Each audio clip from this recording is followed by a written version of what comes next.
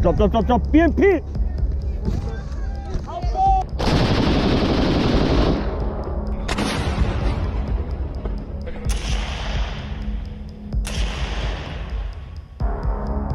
The battle for the Ukrainian-held city of Bakhmut has been a focal point of Russia's war in recent months. The previous battle, however, a disproportionate share of the fighting and death on the part of the Russians was none other than Wagner's group. Wagner's group sent convict recruits to the Ukrainian fire on a sacrificial reconnaissance mission, he claimed. A private military organization headed by Vladimir Putin's ally Yevgeny Prigozhin assists the Russian military against Ukraine on the battlefield. Now, the Ukrainian army believes these convicts were used as cannon fodder. It has been reported that Wagner enlisted between 40,000 and 50,000 prisoners from prisons across Russia.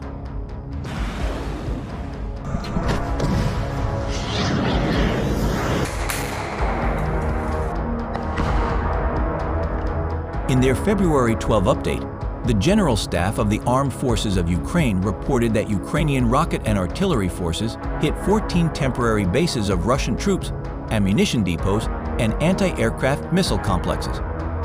Meanwhile, the Ukrainian Air Force attacked the Russian troop temporary base at least 19 times and shot down Su-25 aircraft and Orlan-type unmanned aircraft. Ukrainian forces repelled Russian attacks near 11 settlements over the last 24 hours, including the Belohorivka and Serebryansky forest lands in Luhansk Oblast and Torsk, Fedorivka, Bakhmut, Ivanivsk, Chasiv Yar, Pervomast, Pobeda, Vuhledar, and Mariinka in Donetsk Oblast.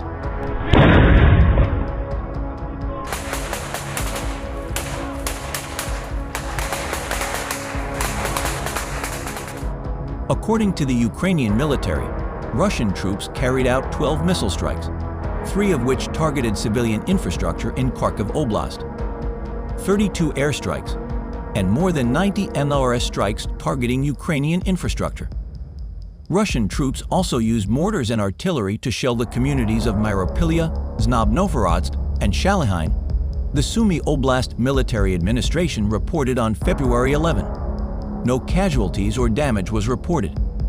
From February 24, 2022 to February 12, 2023, the Ukrainian Defense Forces eliminated around 137,780 Russian invaders and 900 people in the last day alone. As reported by Ukrinform, the General Staff of the Armed Forces of Ukraine announced this on Facebook.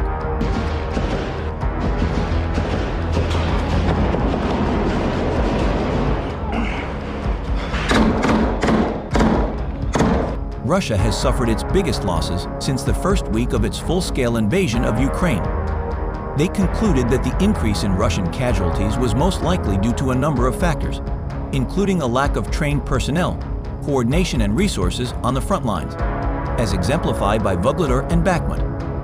Meanwhile, there are growing signs that Russia's winter offensive in eastern Ukraine is underway. Ukraine's Defense Minister Alexei Reznikov said recently that his country expects a major attack around February 24, on the anniversary of the Russian invasion. Of course, we expected a Russian attack, because they like symbolism, said Reznikov.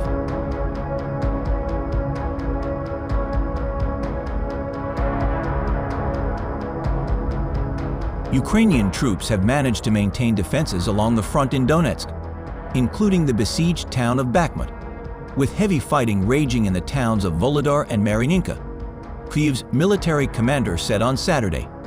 Valery Zaluzhny did not specify where the gain was. He added that Ukrainian troops were trying to stabilize the front around Bakhmut, a town in the eastern Donbas region, which has been a focal point of Ukraine's resistance to the Russian invasion and Moscow's push to regain battlefield momentum. Yevgeny Prigozhin, the head of the Wagner mercenary group, acknowledged that his troops encountered fierce resistance in the vicinity of Bakhmut from Ukrainian defenders. He said it would take 2 years for Russia to fully control the Donetsk and Luhansk regions in eastern Ukraine, 2 areas Moscow says it has seized as key goals of the war.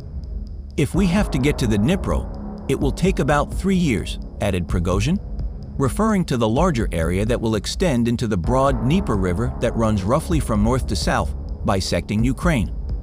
Russian troops had to take the Ukrainian fortress of Bakhmut in order to continue their campaign.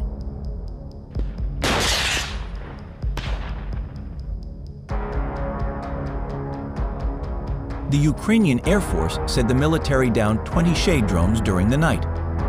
Russia's defense ministry said that Friday's strike hit all of the designated targets, halting the operations of Ukrainian defense factories and hindering the delivery of Western supplies of arms and ammunition. Such claims cannot be independently verified. In another development, the governor of Russia's Kursk region along the border with Ukraine said a group of construction workers was hit by Ukrainian fire, which killed one of them and injured another. The governor of another Russian border region, Belgorod, reported a bombing in the town of Shebekino, saying it damaged 2 buildings but no one was injured.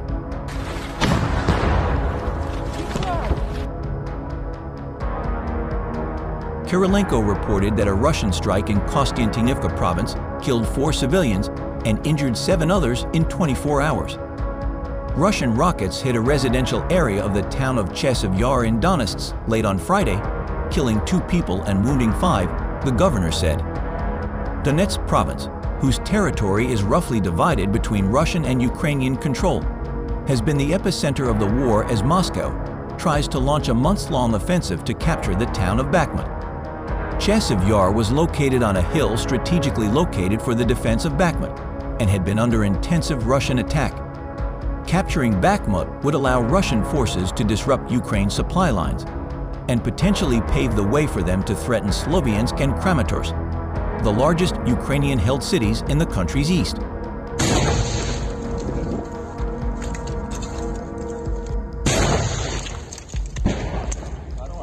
Russian troops continued their ground offensive around Bakhmut and Avdiivka, another Donetsk city to the south, while Ukrainian troops launched attacks in southern and northeastern Ukraine, the Ukrainian military said in an update Saturday morning. The General Staff of the Ukrainian Armed Forces said that Russian troops were holding themselves near Lyman in the Luhansk and Kharkiv provinces in the north of Donetsk, as well as in the Kherson and Zaporizhia provinces in the south. The fighting has been largely stalemate over the past few months, with winter conditions slowing ground operations and neither side reporting significant progress.